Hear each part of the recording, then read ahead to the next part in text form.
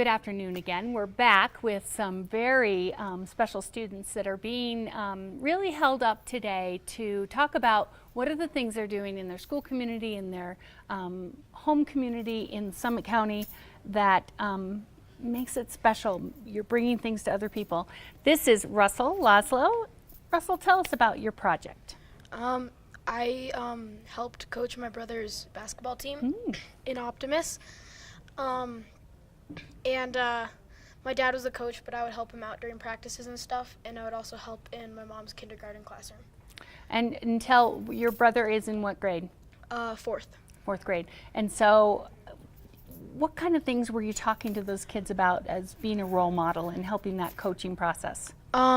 I made sure they would make sure to include everybody and make sure we could pass around the ball more.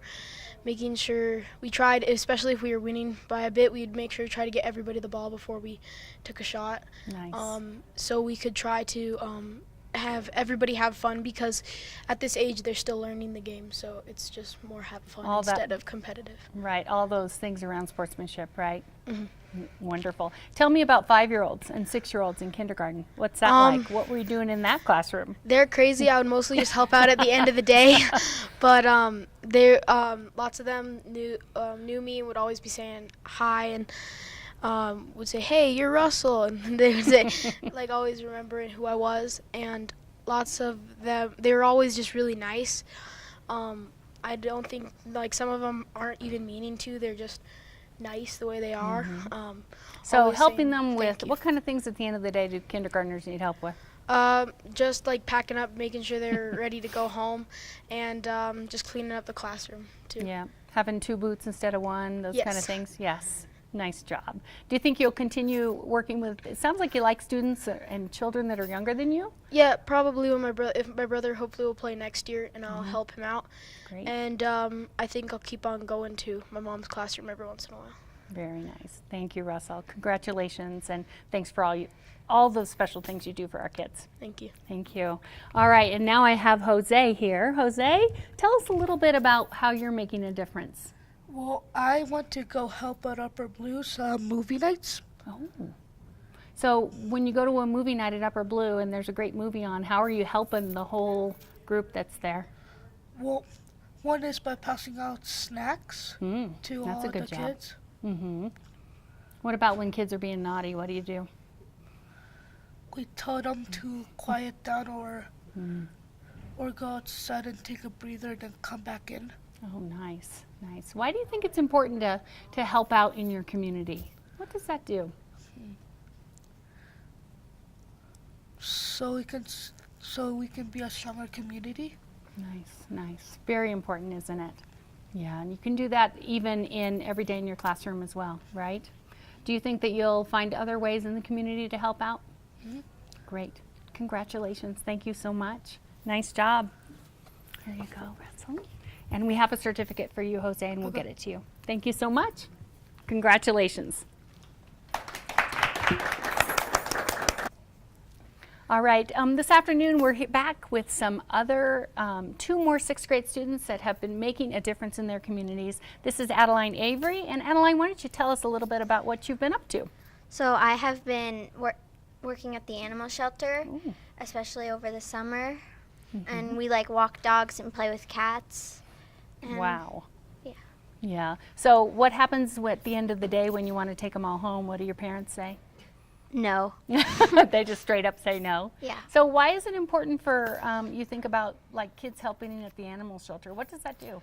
Well, it helps the animals socialize and get out of their cages, because they don't really get to go out that often, because they have the outdoor pens and the indoor pens, but there is only a few workers there a day that walk them, so they depend on volunteers to get most of their exercise. So it sounds like you're actually really fulfilling a role that they need some extra support with. Yeah. So how many dogs can you walk at once? Only one usually, unless they're in the same cage. Oh, then you can 'Cause- take more than one out. What Yeah. about the little kitty cats? What's that like? Well, if there's little kittens, they're usually climbing all over you, and the bigger cats, some of them will like sit on your lap and you can just play with them. So what do you think one thing that you've really learned by being a volunteer? Well, I've learned, one, the responsibility of having like a pet, even though I'm not really having a pet. Or having a job? Yeah. But I also learned how like it is important to like help the dogs, and Thank you. Congratulations. Thank Thank you you. so much. All right, now we're going to hear from Sierra. Sierra, why don't you tell us what you've been up to? I helped with trail work for the Lake Dillon rescue. Or The fire district, maybe? Or was yeah, it? I think. What did you do I in the trail helped work? build, like, it was a muddy spot, so we helped build a drain to bring the water down, and we put beams and rocks so that people didn't have to walk in the mud. You know, I see those on the trail, and I always wonder, like, who does that? So tell us about your group that did that together. Who was helping? So my dad's work, BGV, he and my mom and my dad and my brother and me went there, and we do it like a lot, like every summer. So it's kind of just a thing we do now, and it's really fun. It sounds like a family tradition almost. Yeah. Yeah, and you're also giving back to your community, right? Right. What do you think when people are walking those trails? Do you kind of wonder sometimes if they have a little appreciation, or if they say thank you when they walk over your little thing that you've created for Yeah. them? Sometimes there's not that many people when we're doing it, but they will say thank you, we appreciate what you're doing, things like that. Nice, nice. Because I think that's what people don't really know, is that it takes work to make sure our community stays strong and healthy and a great place to go hiking, right? Yeah. Well, Yeah. thank you, Sierra. Well, congratulations, girls. We have certificates for you. Adeline, thank you so much. you. And nice job. And Sierra, great job to you too. Thank you very much. Thank you.